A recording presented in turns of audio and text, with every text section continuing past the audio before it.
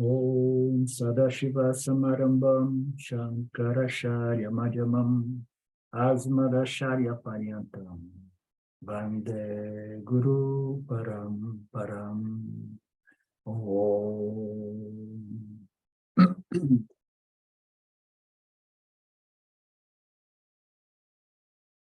Okay, where is it?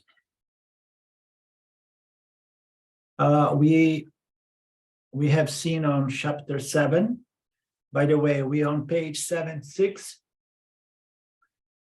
We have seen the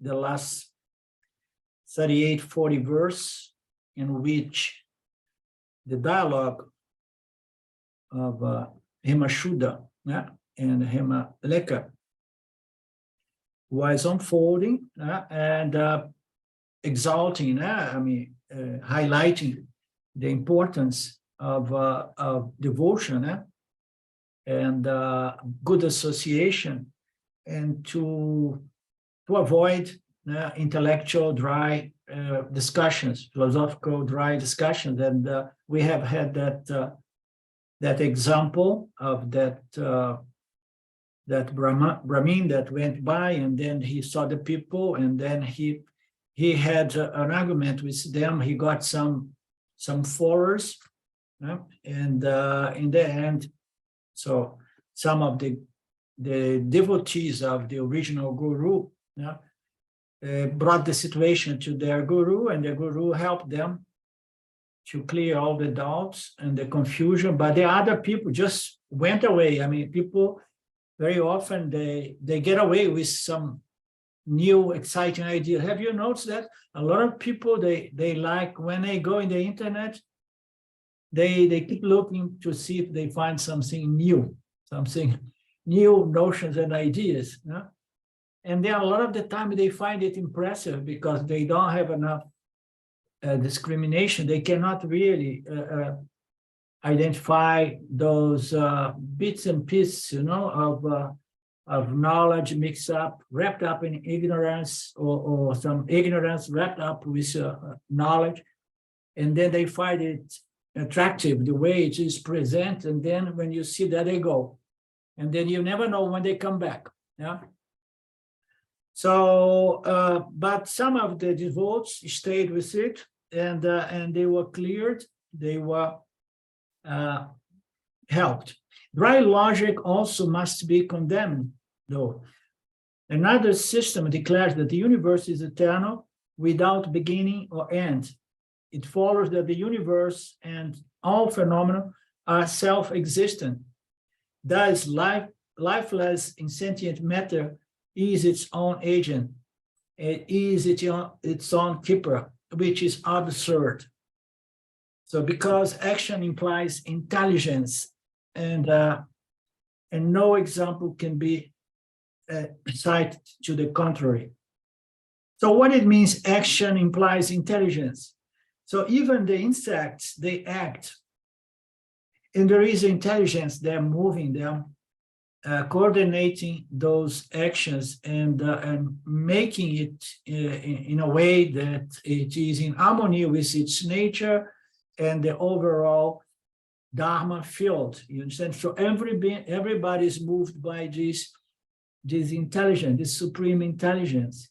So, and the inert universe cannot really be a source of this intelligence, because fundamentally it is insentient, it is lifeless, it's not a living being, a living creature, or it is a totally inert living creature, as we prefer.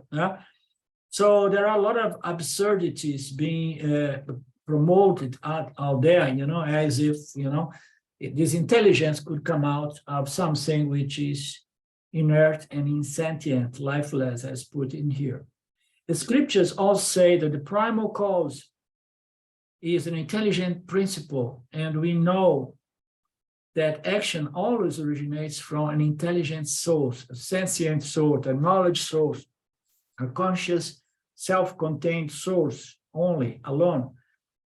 So the world is thus traced to its creator, who differs entirely from any agent known to us.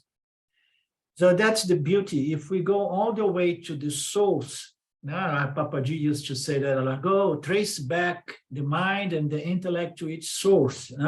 So if we trace everything that we see in the world, including our very mind, our body mind, so we can trace it back to something which is altogether different from any agent known to us. So judging from the magnitude of the creation, his power must be immeasurable in the same proportion as the unimaginable vastness of the creation. Such a one must be able to protect and elevate his own creatures, surrender therefore unreservedly to this principle. Which principle is this? Is the supreme power, is the supreme intelligence, okay, which cannot be measurable, which cannot be compared to any phenomenon, any creature, any agent, and we have to understand, so how are we going to judge this creation? How are we going to get a clue about this creation? We do that by judging the magnitude of the creation.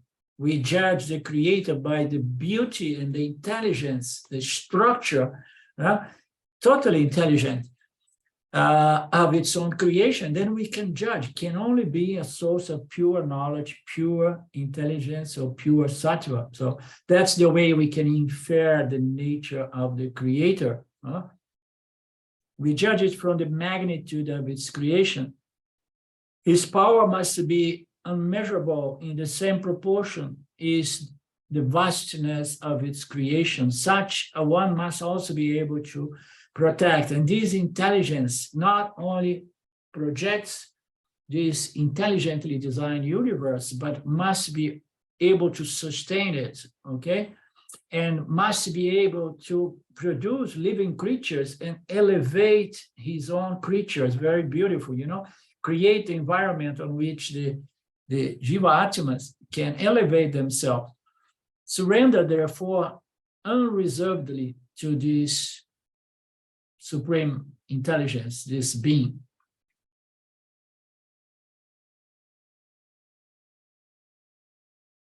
So we remember in the previous verse, the question is, so there is not really God, there is nothing, there is just emptiness. In the end, even emptiness is not a reality. All those talk about there is nothing, there is no Ishwara Jiva Jagata, and the reality is not even the void or emptiness.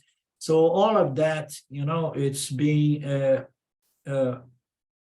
contrasted here, and Maleka is present the knowledge about the beauty of Ishwara and Brahman. Yeah? So there is a creator, okay?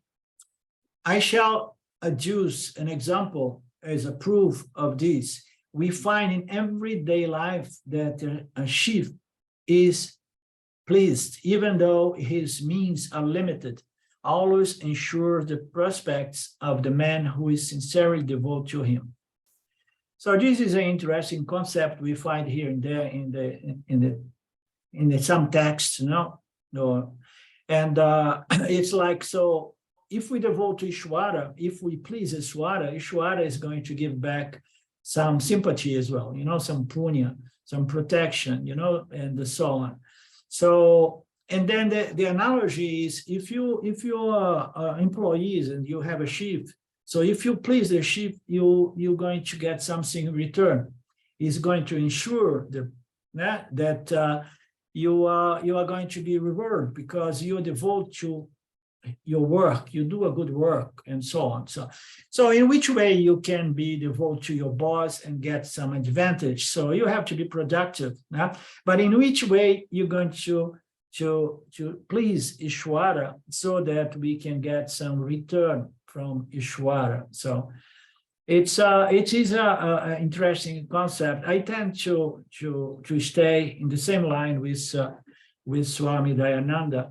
that if we keep Ishvara in mind, if we keep the Lord, if we live the life under this perspective, that Jesus is a creation, and the creator is there, and it is a living creature, a living entity, not creature, a living entity, and manifesting itself through this alive creation sustained by Ishvara. So if we have this attitude and this knowledge attitude in a way that we live from that perspective of understanding, so Ishvara, which is not really personal, Ishvara who does not have any sympathy, because Ishvara does not have any karma, any tendencies, any propensities.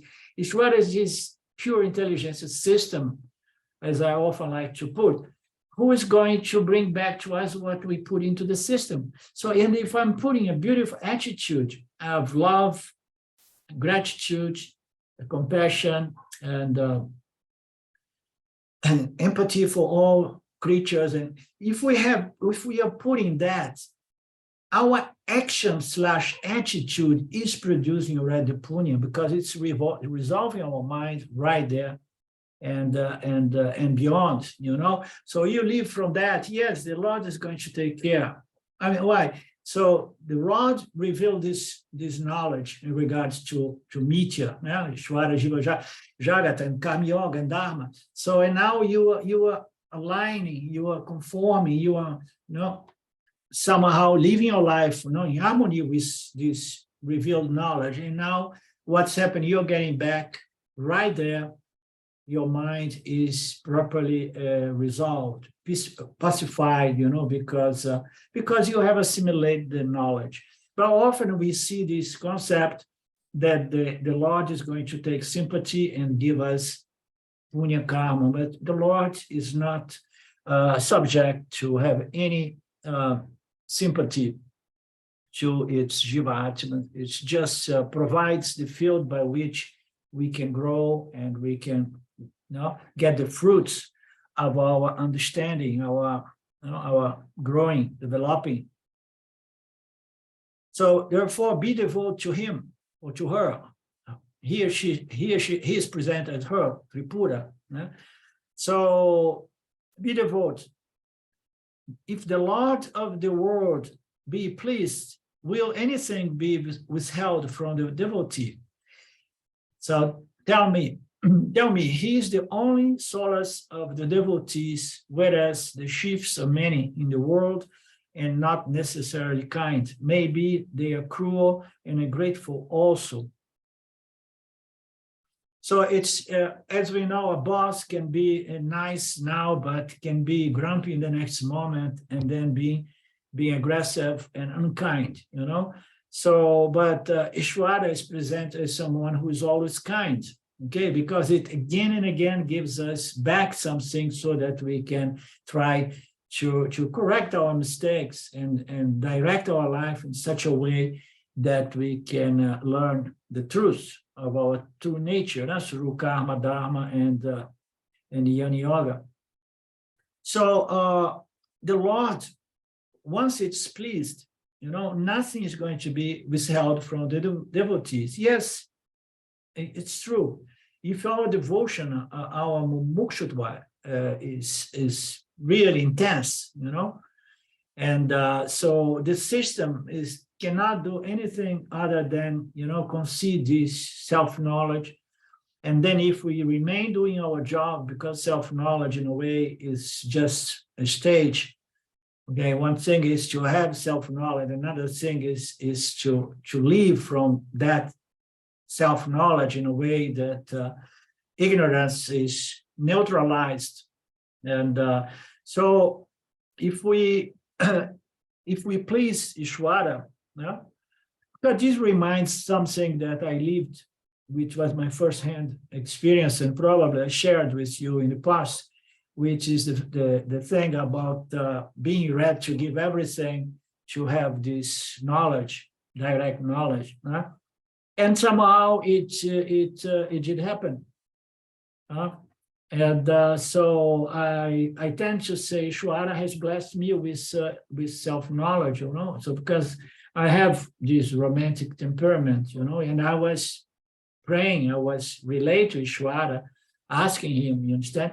But the very attitude of being in that position of so vulnerable, I have done anything, everything, so now what, you know? So that attitude, that position, again, you know, produces a certain mental atmosphere, environment, you know, that is favorable to this click, this final click, or the final removal of doubt. We can see it either way, both ways.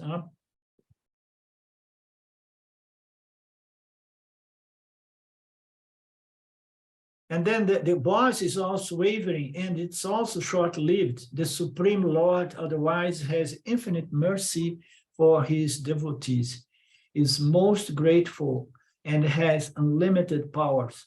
Otherwise, would people continue to worship him from untold ages? More logic, you know? So how can you reject and deny the existence of a Lord, of Creator, that has been worshipped from untold ages? If there was nothing to it, it would have faded already, you know? And then you can find people say that, oh, God and religion is the opium of the people and so on. You're going to find all kinds of arguments, but they come from the materialist people who do not have a sensibility to understand the Creator, the beauty, the consciousness itself.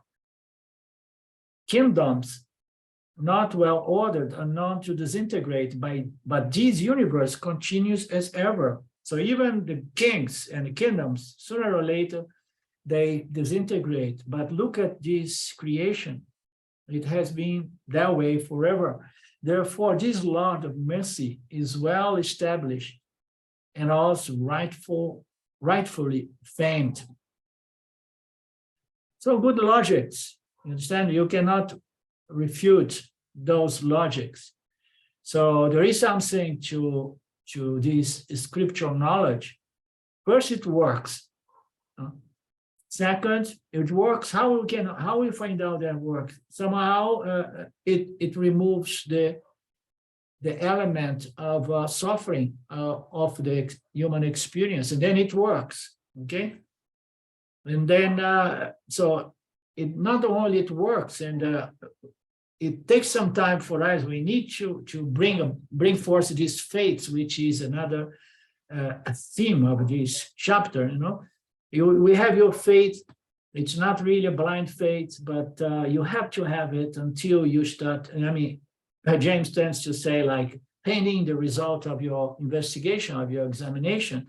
So you keep submitting your mind, and then you start seeing it works. And then not only the logic is so impeccable that one comes to understand there is nothing in this world in terms of a spiritual knowledge or philosophy or body of knowledge that is so, makes so much sense. It's so clear, it's so unrefutable. The logic is beautiful as well. So it's rightly famed, this Lord, and it's revealed scripture. Surrender yourself directly and unhesitatingly to him. He will ordain the best for you, and you need not ask for it. So you need not ask for it. You just keep God in mind, keep Ishvara in mind. I mean, according to one's understanding, we see Ishvara as Saguna Ishvara, we see Ishvara as Nirguna Ishvara, my very, very self, my very, very I. So howsoever, we can play both. We can play with Saguna concept and Nirguna concept, but the fact is that you are being direct to yourself. You're very Satchitananda, conscious existence of limitless nature. So surrender to yourself. And here, surrender yourself direct to this Saguna Nirguna Ishvara, which means to say surrender yourself to yourself directly. And then the self will ordain the best for you, and you need not ask for it. Yeah. We ask until we give up even asking, understand? Because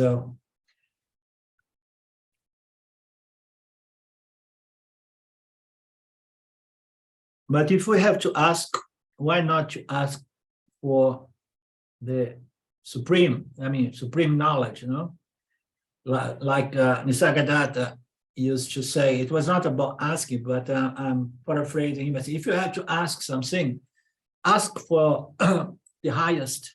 Understand? Ask for the highest. Ask for self-knowledge. You understand? And this is a very genuine asking desire, desire for liberation. And it's being the highest. It's worth asking for. And then this desire is going to somehow, in due time, extinguish itself. And as it's extinguished, and then you realize that you are what you're asking for. Among the methods of approach to God, there are one: worship to overcome trouble, worship to gain health and wealth, and loving dedication of oneself. The last one is the best and the surest in its result. So 3 levels of devotion. So every time we're in trouble, people run to God. And then things are looking good, but I want more. I want prosperity and wealth and so on. And then the other thing is, I'm no longer asking. I'm just giving back something to Ishwara, as the filled with the attitude of reverence, love, and dedication of my actions, in harmony with the Lord's laws and principles. So definitely this 3rd level of devotion is the best and surest in its results. In practical life too, a shift entreated by a man in trouble duly affords himself relief. The man is, however, not helped if he has not shown proper attention to the patron. So also the service born of ambition bears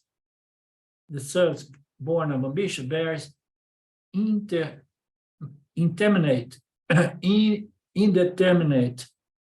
and limited fruits according to its intensity. Devoted service with no ulterior motive takes a long time to be recognized, yet it makes even the pitch shift amiable. Amiable means more pleased, even more pleased.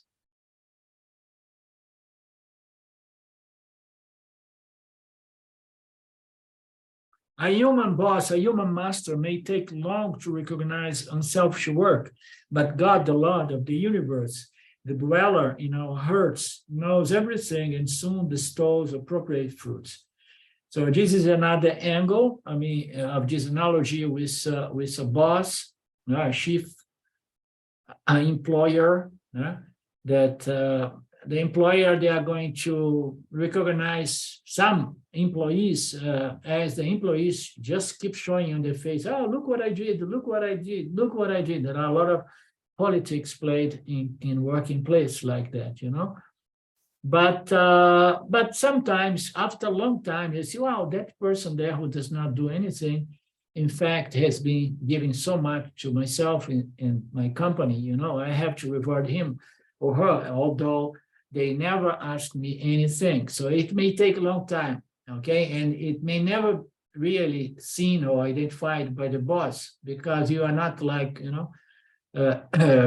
playing the game. But with God, there is it's omniscient, omnipresent, all-knowing intelligence, recognize everything. Nothing escapes this all-knowing intelligence. And the fruits are going to be, how you say? You sow and then you reap. You reap. The fruits will definitely be reaped.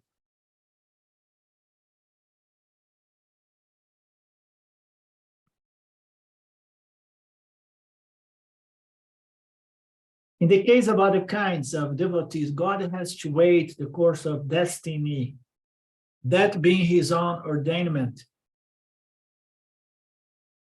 Whereas for the selfless devotee, God, the Lord, and the sole refuge is all in all and takes care of him without reference to the devotee's predestiny,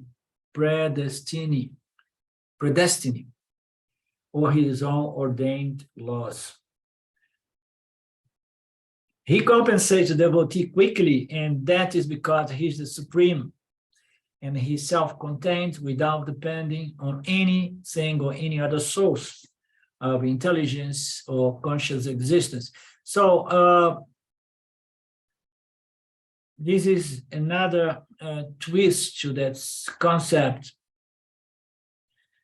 Depending on the devotees, if the devotees are not really of the third level, as we saw before, but those devotees are still working their way up, running to God every time they're in trouble or asking for more. But meanwhile, they are being greedy. They are being, how you say, ambitious, and so there will be a lot of conflicting actions or karmas being placed into the system, which is going to delay the reaping of the punya, you understand? So other kinds of devotee, God has to wait the course of unfoldment of karma, destiny. Why? Because the devotee is not purified enough to get results in this lifetime, maybe, or in a relative short term. Whereas for the selfless devotee, the genuine, sincere devotee, who loves God and lives according to God's laws and principles and sees the universe as God manifest. So this level of devotee who always looks for refuge in the Lord, and the Lord is going to take care of him without reference to destiny. Okay, so now it doesn't matter how many papakarmas you have in your karmic system. So you became a pure heart being, and you are living with that attitude. And then what happened with all those karma? But according to the karmas here, the person should go through a lot of papa and diversities and conflicts and so on.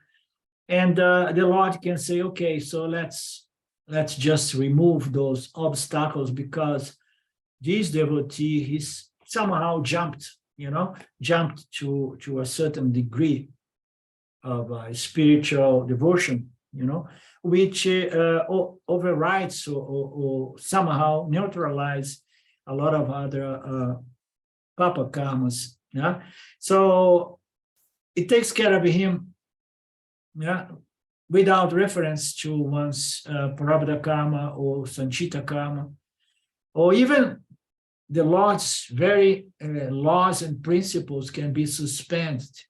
Such is the power of the Supreme. It's just to give you an impression, an understanding, that this whole process, it's not really a mathematical calculation, that it's a linear progress, and you have to deal with your agamis that have been suspended as sanchita, and then later on prarabdha. You have to exhaust everything, yes and no.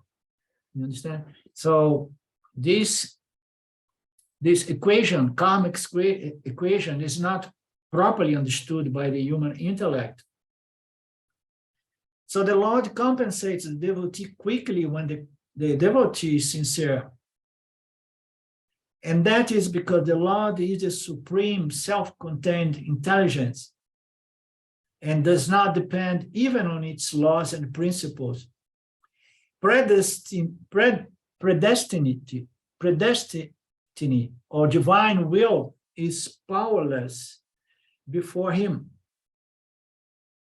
Everyone knows how he set aside predestiny and divine laws in the case of his famous devotee, Markandeya. So now we have a beautiful story here. So we are talking about the divine will, means the laws and principles that ordain this ethic or karmic laws, or which are relevant to the human jivas. So it can be suspend those laws and the destiny as well, all those principles which are the very laws of the universe, ethic, moral, karmic, it can be, again, it's powerless before the Lord. And he can set aside destiny, he can set aside prarabdha karma, he can set aside its own laws. And we have this beautiful story that illustrates that. You probably read it already. Mrikandu by name, who was childless, pleased Shiva by his penance. When Shiva appeared to him, he prayed and that a son might be born to him. Shiva asked him if he wished to have a dull boy long-lived or a bright boy short-lived. Mrikakun preferred the latter. He wanted a boy who was very bright, but he was not going to live long. So Shiva said, you will have a very brilliant son, but he will live only for 16 years. Accordingly, a son was born who was very good and dutiful and most intelligent and pious, charming all who saw him. The parents were delighted with him, but grew sad as the years went by. One day the boy asked the reason for the sadness of the parents, and they told him of Shiva's deal. He said, never mind, Dad, never mind, Mom, I will see, I will take care of that. I will take to penance and I will please Lord Shiva. Shiva was pleased with the intensity of devotion of the boy and ordained that he should remain 16 years age for all eternity. So this is so beautiful, it's as an illustration of the power of the Lord. Just imagine. So it's concerned, okay, not only he's not going to age, he's going to stay this beauty, with so much wisdom and never growing old. The current notion that one cannot escape one's destiny is applicable only to weak-minded and senseless wastrels. So the notion that one cannot escape destiny, okay, now this is karma, I'm powerless, and there is nothing I can do, so I'm weak. So this is for the weak-minded, yes. Not for the people who understood, who somehow got in contact with this knowledge, applied the knowledge, developed the attitude, and began living from that angle of a knowledge attitude. And then the mind becomes purified, the heart purified, and then destiny starts somehow bending. Because you may feel like someone is going to this direction, and then, okay, this is the destiny, but the destiny is moving. It's a target, it's a line that's moving from moment to moment. Some people talk in terms, oh, you shift your timeline, you understand? So because every moment you have an opportunity to grow, you understand, to transform yourself. And then when you see you're on a different trajectory, So don't think that you're about to live the same way you're living now, if you are suffering. No, there is always opportunity to change the direction of our lives if we get the punya to come in contact with these teachings and understand the Lord and live according to the Lord's laws and principles. Yogis who practice control of breath conquer fate. Even fate cannot impose its fruits on yogis. So even yogis, it's said that they can suspend karma altogether and go in a state of trance, of samadhi, and some of them may be able even to live for hundreds of years or more, and all by practicing breath control. So a lot can be done. What it's pointing here is a lot can be done according to our efforts, you understand? So even people who are just concerned about breath control and mind control can conquer a lot of things that were coming their way. So destiny cannot impose its fruits on these yogis. Destiny sees and holds only senseless, weak people, conform to and following nature. Destiny forms part of nature. Nature, again, is only the contrivance for enforcing God's will. His purpose is always sure and cannot be prevented. So this is rich. Destiny seizes and holds only senseless people, conforming to and following nature, Destiny forms part of nature. So destiny is part of nature, meaning to say, so cause and effect and the laws of karma is built into the nature, as far as the human jivas are concerned. So we are governed by these ethic, moral, karmic laws. Okay, it is in the nature of the human experience. So destiny, the Prarabdha karma, is integral part of this system, this nature. Nature, again, is only the contrivance for enforcing God's will. So all this structure of laws and principles is there enforcing God's will. His purpose is always sure and cannot be prevented. Its edge can, however, be blunted by devotion to him, and it is not so blunted. The predisposing cause must therefore be considered a most powerful factor in man's life. This is a very rich verse.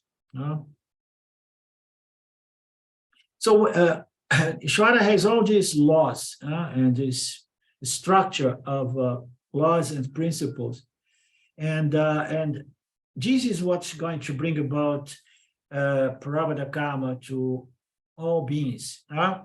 So this Prarabdha karma, this set of laws and principles, is called here God's will, which is going to bring the destiny of all living creatures. So the purpose is always sure and cannot be prevented. So the purpose of all this nature of principles and laws is sure. Nobody can escape God's laws and principles. However, its edge can, however, be blunted by devotion.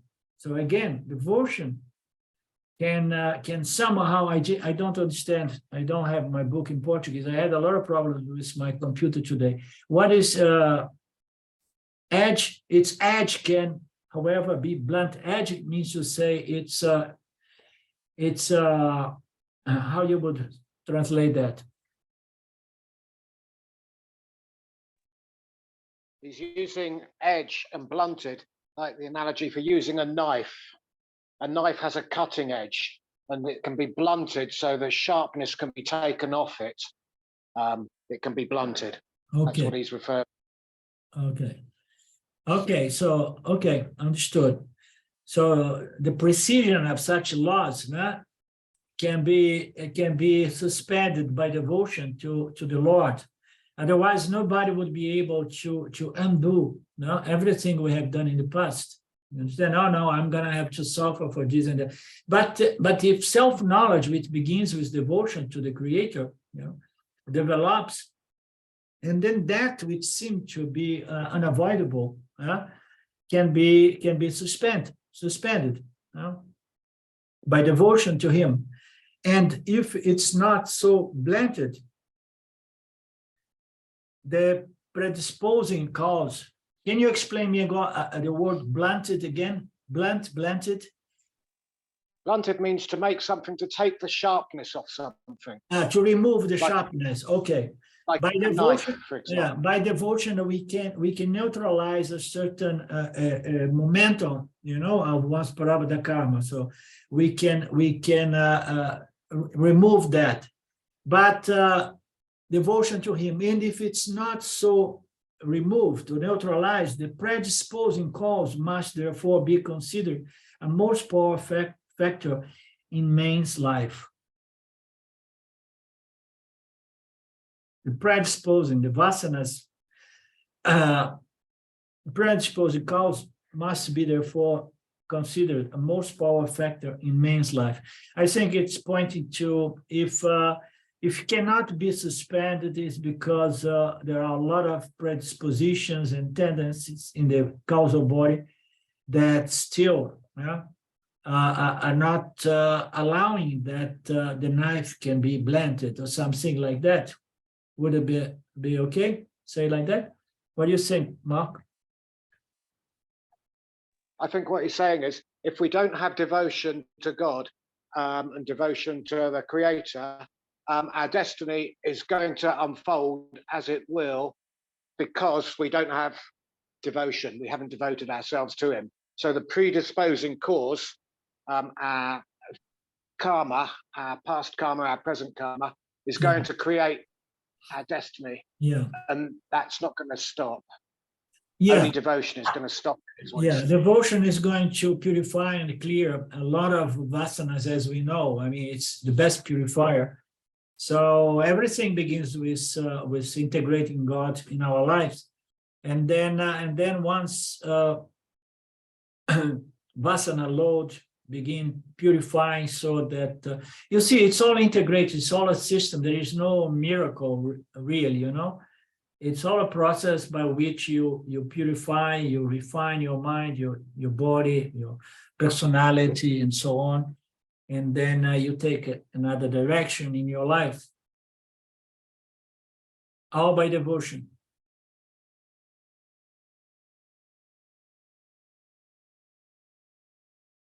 Therefore, eschew high vanity and take refuge in Him. He will spontaneously take you to the highest state. So therefore, eschew high vanity. So I'm sorry, I did not open my Portuguese book here. Yeah, it means abstain from, reject high vanity, walk away from that. Okay. Yeah, avoid high vanity. So the ego, so this I, which takes pride on anything, everything.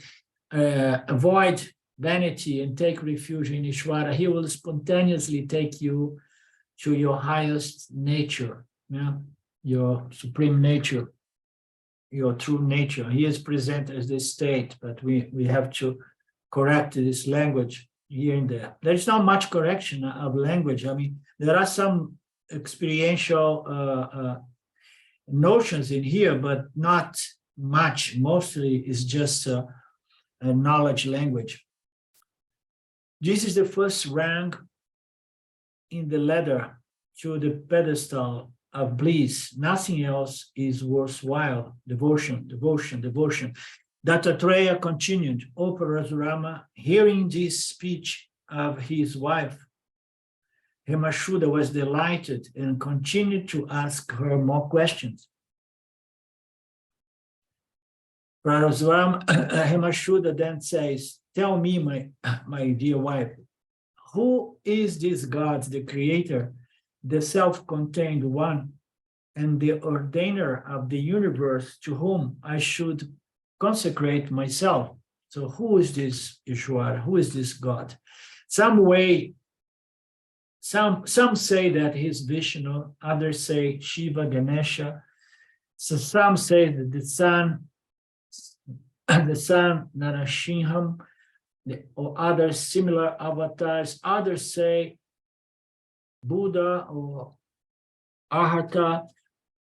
Still others, Vasudeva, the life principle, the moon, and so on, the elements. Everybody has a different idea of what is the Supreme Lord.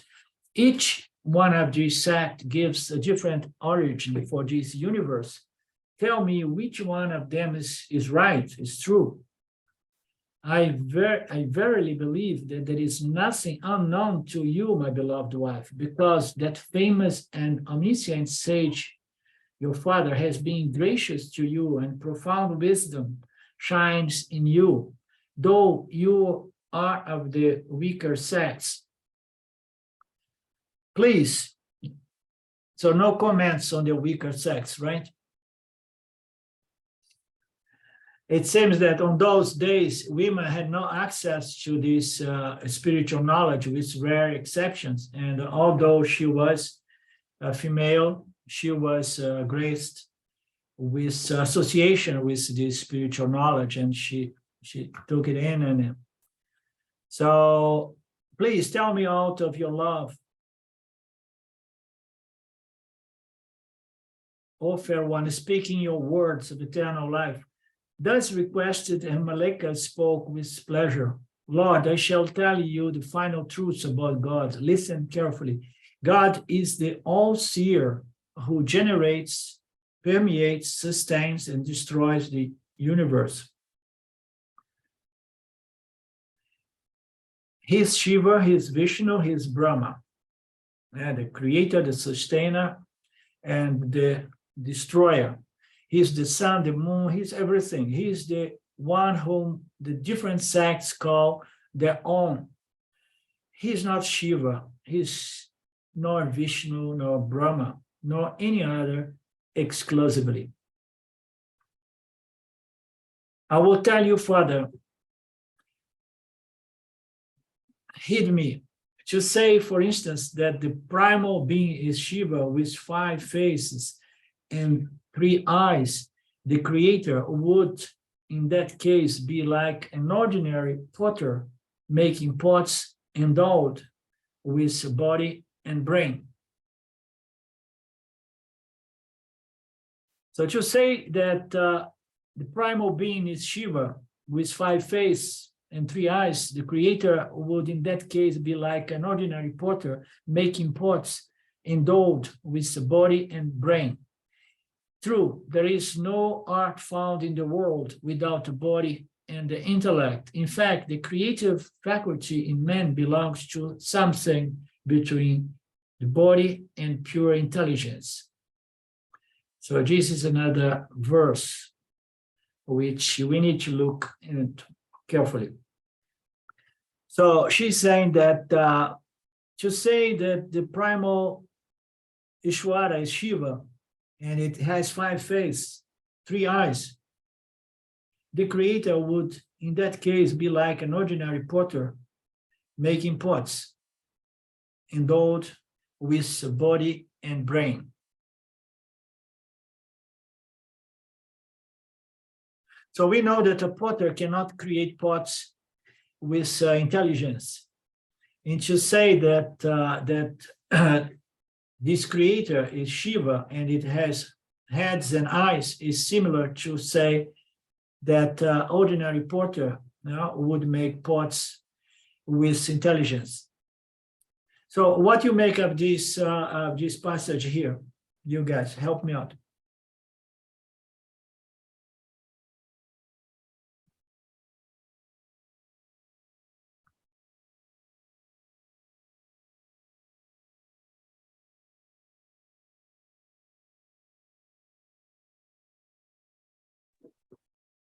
Could it be just speaking about the the necessity for the pure intelligence, a reflective medium, and the reflection.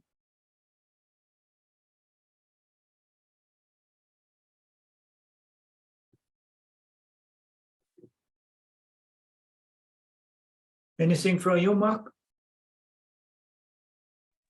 I haven't continued reading. I think if we continue reading, it will become clear the meaning of this paragraph, Okay. because it goes on for quite a long time, this verse.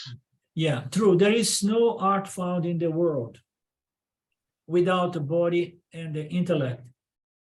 So every creation depends on the body and an intelligence, a human intellect, and then we have some creations such as the objects of clay. So it's true, there is no object in the world without the body and the intellect behind them. In fact, the creative faculty in man belongs to something between body and pure intelligence. It's something other than the body and mind. So it is consciousness itself. So here it gives already a little hint to us. So to say that the primal Ishvara is Shiva with heads and three eyes and so on, it's very limiting. Okay, it is to bring the creator to the level of human beings who also create things. Okay. But this supreme being is not a creator in that sense. Okay, it's not someone with one head or five heads or two eyes or three eyes. Human beings have one head and two eyes, and then these are the being said to have five eyes, three eyes. Yet is to putting the creator to the level of beings, manifest, incarnate beings. So although it's true to be said that human beings create as well, but that creation is not coming from the body, it's coming from the supreme intelligence. So there is a note: body being insentient cannot act of its own accord, nor can intellect do so without an instrument of action. Instrument of experience, knowledge, and action. So the body is insentient.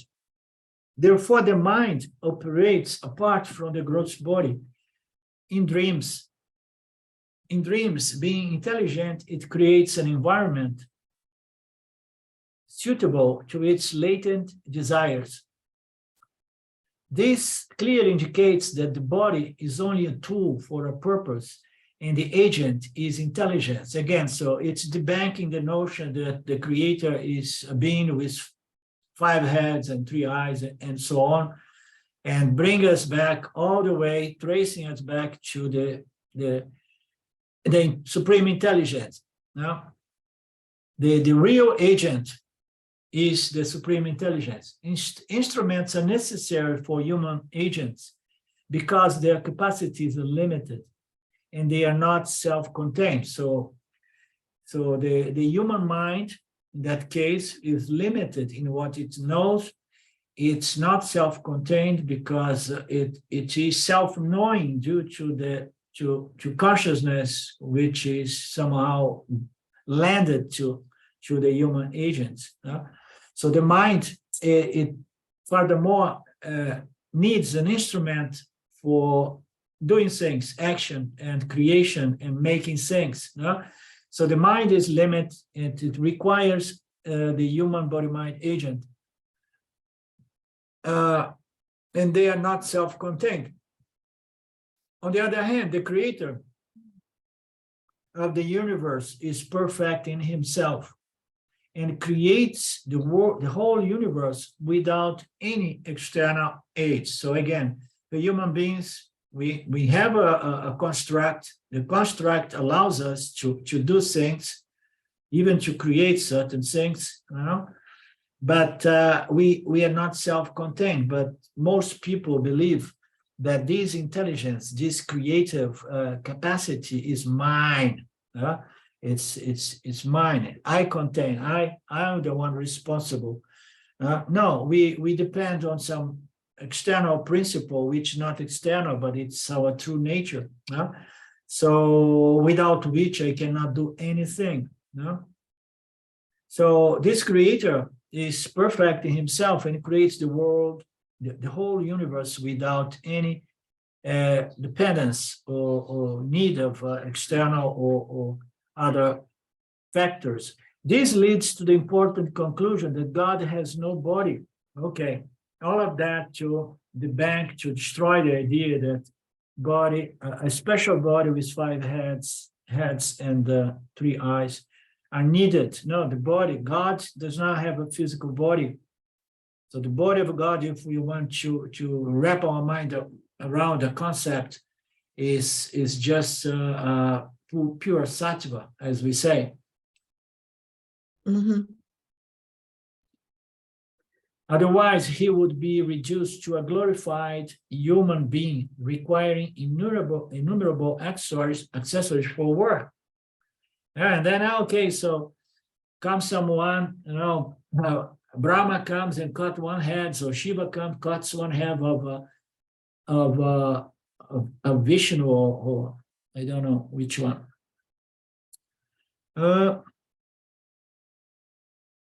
Shiva. Suppose that Brahma comes and feels jealous and cuts 1 head of Shiva. So, and then what he's gonna do? He has to grow another accessory. So, because God is again needing instruments, but the true law, God. Yes. Mm-hmm. Were you going to say something, Lynn? No.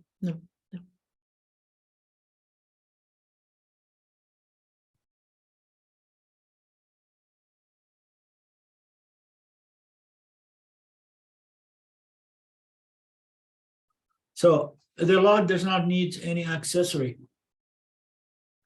Moreover, pre-existence of accessories would quash his unique mastery and imply limits to his powers of creation. Oh yes, I'm going to create, but I need some instruments for creation, physical instruments, and then I need, a special head or something like that. This is absurd as being contrary to the original premise.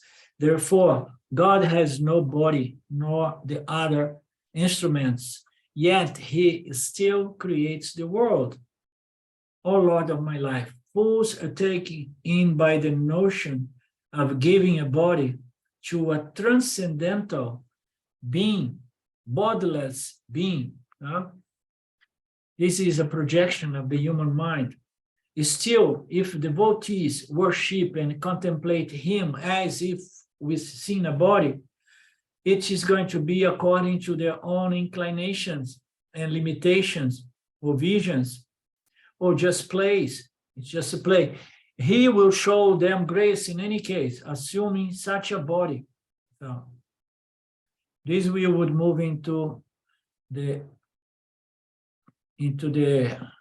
mystical or esoteric aspects of the Vedas, saying that the God is going to present according to the body visualized by the devotees, assuming exactly that body. So for his unique and fulfill the desires of his devotees.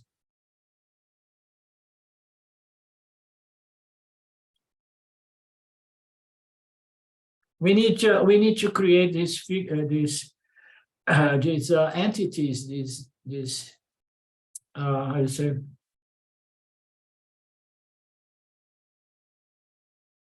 These deities, okay? Because somehow it's a culture, a collective saying that, oh no, I mean, if you want to have this, so there is this guy here, this representative, this God here, so, and then people start building those concepts on a collective level. and giving it shape, color, and so on, and a proper name.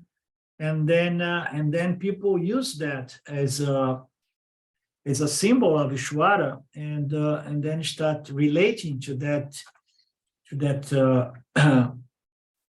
form, or that name form, Namarupa. And then the devotee is going to say, okay, whatever you want. So here I am, exactly as projected by your very mind, you know.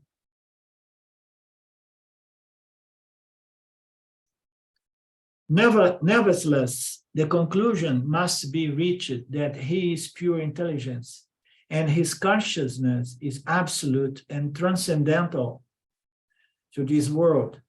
Such is the consciousness intelligence in its purity. It is absolute being, the one queen, yeah?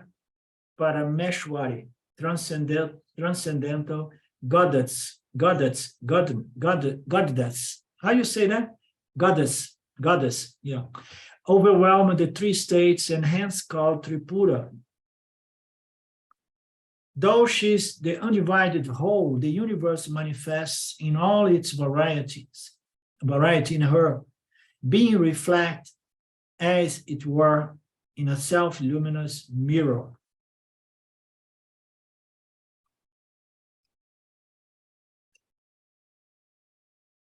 Such she is undivided, it's a partless, undivided whole. The universe manifests in all its varieties, manifests in her, being reflected as it were in a self-luminous mirror. So there is a mirror, it's self-luminous. The universe reflects on this Tripura, in this Brahman. The reflection cannot be apart from the mirror, and is therefore one with it. So nothing escapes the mirror, nothing escapes this consciousness. Everything happens within consciousness. Everything is one with consciousness. Everything is resolved in consciousness as consciousness. The same way every image is resolved in the mirror as the mirror. Such being the case, there cannot be difference in degrees, Shiva, Vishnu, or any other deities. Bodies are mere conceptions in the lower order of beings, and they are not to the point, in that case, of God. So everybody who needs a body to experience duality, you know, end up being identified with the body, no? And then we believe that every entity has to have a body to experience, an instrument of experience. So those are conceptions of the lower order of beings, and they are not to the point in the case of God. Therefore, be wise, my Lord, and worship the one pure, unblemished transcendence. If unable to comprehend its pure state, its pure nature as the supreme Satchitananda, one should worship God. If unable to comprehend, to really understand that you are Satchitananda, no? You are the supreme, all-pervasive Brahman. If you are unable to comprehend and retain that knowledge and live from that knowledge, one should worship God in the concrete form which is most agreeable to him. In this way, too, one is sure to reach the goal, though gradually. So if we cannot understand all through the teachings of the Upanishads, we make a step, or we make it part of our sadhana, some karma yoga, some devotion towards Saguna Ishvara, so that I become a devotee of the Creator. Yeah? So in the concrete form, which is more agreeable to the person. So in this way too, the person is surely to reach the goal, although gradually. Sought one attempted it in millions of births, one should not advance except in one of these two ways. So which are the two ways? You have to bring forth your devotion to God, okay? you devote to Nirguna Ishvara or Saguna Ishvara, no? You project it in a form, or you just worship the pure, unblemished, and transcendental Nirguna Ishvara, no? Which is free of any Namarupa, no bodies are concepts, and for the lower.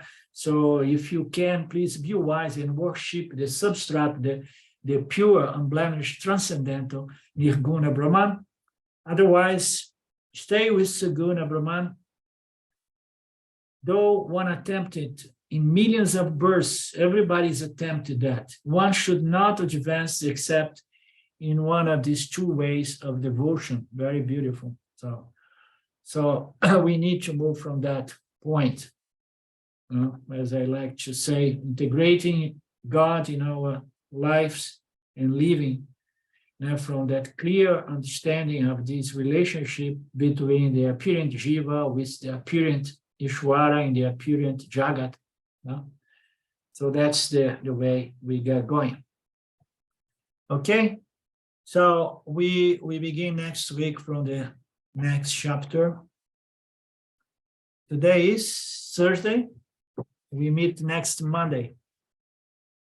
Om Purnamada Purnamidam Purna Purnamudachyate Purnasya Purnamadaya Purnameva Vashishate. Om Shanti Shanti Shanti. Namaste. Thank you, my friends. We meet again next time. Much love. Okay, thank you, Alinder. Thank you. Thank you. Bye now. Bye.